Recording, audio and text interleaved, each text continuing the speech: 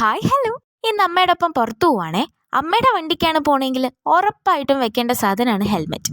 ജീവന് കുറച്ച് കൊതിയുണ്ടേ. പോണ വഴിക്ക് നല്ല ബ്ലോക്ക് കിട്ടി.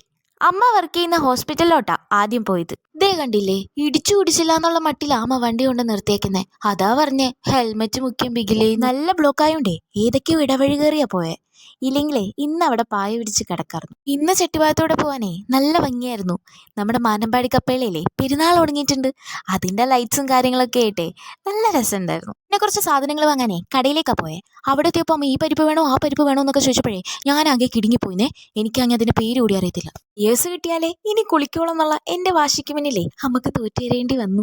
എന്താണെന്ന് അറിഞ്ഞൂടാ, ഇന്ന് ചോദിച്ചതൊക്കെ വാങ്ങി തിന്ന്. പിന്നെ പോയതേ എനിക്ക് ഒരുപാട് ഓർമ്മകളുള്ളൊരു സ്ഥലത്തേക്കാ.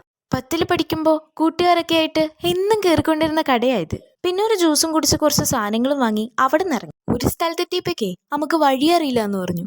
സാധാരണ പാരന്റ്സ് ആണ് ഈ കുട്ടികൾക്ക് വഴി കാണിച്ചു കൊടുക്കണേ. ഇവിടെ മോള് വേണോന്നേ വഴി കാണിച്ചു കൊടുക്കാൻ. ഞാനില്ലായിരുന്നേ അമ്മ എന്ത് ചെയ്യും. അമ്മയോടൊപ്പം പോയി തിരിച്ചെത്തിയെന്നുള്ള സന്തോഷം കൊണ്ടേ ഒരു കേക്കും കഴിച്ച്. അപ്പൊ ശരി എന്നാ.